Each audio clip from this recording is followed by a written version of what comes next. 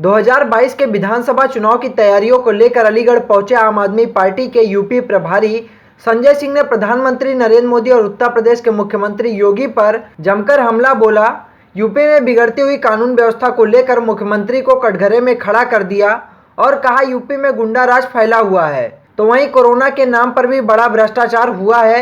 जबकि देश के प्रधानमंत्री तालिबानी आतंकियों से इतना डरते हैं कि उनके खिलाफ एक शब्द भी नहीं बोलते, बल्कि तालिबानी आतंकियों के खिलाफ बोलने से हमारा प्रधानमंत्री डरता भी है। मीडिया से बात करते हुए संजय सिंह ने क्या कुछ कहा, सुनिए। उत्तर प्रदेश में आम आदमी पार्टी 1 महीने में 1 करोड़ सदस्य बनाने का लक्ष्य लेकर काम कर रही है। 1 महीने में उत्तर प्रदेश के 403 विधानसभाओं में 1 करोड़ सदस्य बनाना है और उसी के क्रम में मैं आज अलीगढ़ आया हूँ। अलीगढ़ में भी हर विधानसभा में 25,000 सदस्य बनना है। हमारे जो मुद्दे हैं वो फ्री बिजली, फ्री शिक्षा, फ्री चिकित्सा, नौजवानों को बेरोजगारी भत्ता और उनको रोजगार, किसानों को उनके फसल का दाम 24 घंटे के अंदर उनके खाते में, इन तमाम और महिलाओं की सुरक्षा, उत्तर प्रदेश में कानून व्यवस्था ठीक करना, इन तमाम मुद्दों को लेकर हम 2022 के चुनाव में जाएंगे और उसकी हम मजबूत तैयारी कर रहे हैं। मुझे अफसोस है कि देश के प्रधानमंत्री नरेंद्र मोदी जी ने उत्तर प्रदेश के लोगों के दर्द का मजाक उड़ाया। कोरोना की महामारी में लाखों लोगों की जान चली गई उत्तर प्रदेश में। उत्तर प्रदेश के अंदर हमने वो दृश्य देखे कि नदी के घाट के किनारे चील, कौवे और कुत्ते शवों को खा रहे थे। उत्तर प्रदेश के अंदर हमने दृश्य देखा कि कानपुर से लेकर गाजीपुर तक, प्रयागराज तक हर जगह लाशें ही लाशें बिछी हुई थी और देश के प्रधानमंत्री कह रहे हैं कि कोरोना की तैयारी अभूतपूर्व थी।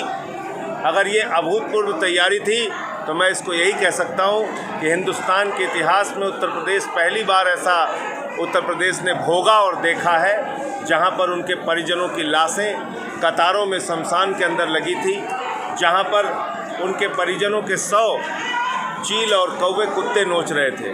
मुझे शर्म है देश के प्रधानमंत्री ऐसा बयान देते हैं। प्रधानमंत्री जी ने कल से लेकर आज तक अफ़गानिस्तान में शहीद हुए फ़ोटो जर्नलिस्ट दानिश सिद्दीकी के ऊपर एक अफसोस के शब्द नहीं बोले।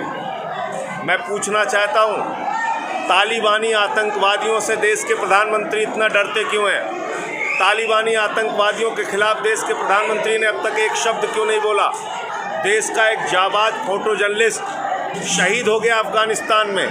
तालिबानी आतंकवादियों ने उनको शहीद कर दिया और उन तालिबानी आतंकवादियों के खिलाफ बोलने से हमारा प्रधानमंत्री डरता है? इससे ज़्यादा डरपोक सोच, इससे ज़्यादा ओछी और संवेदनहीन सोच देश के प्रधानमंत्री की नहीं हो सकती। योगी साहब की और राजभर साहब की दोस्ती को लेकर आप क्या कहेंगे? ये ओवैसी साहब और राजभर जी से पूछिए, उसमें मैं क्या बोल सकता हूँ। मिलने रहते उनके जन्मदिन पर क्या कुछ सूत्रों के हवाले कराने के उनसे आपको कुछ गठबंधन कैसा होता है? अब अखिलेश जी के जन्मदिन पे गया था और उसके बाद उत्तर प्रदेश में जो पंचायत चुनाव में जो कुछ भी घटित हुआ उसके बारे में चर्चा हुई। कुल मिलाकर अच्छी और सार्थक मुलाकात हुई, लेकिन गठबंधन के संबंध में कोई चर्चा बातचीत नहीं हुई। अगर इस दिशा में कोई बात होगी तो हम बताएंगे। जनसंख्या नियंत्रण कानून आने दीजिए पहले। किसानों को जो अभी तक कोई भी स्पष्ट धरने पे बैठे उसके लिए क्या करना चाहिए?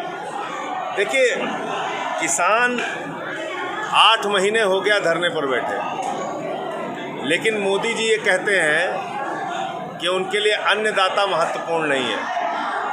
उनके लिए कौन महत्वपूर्ण है?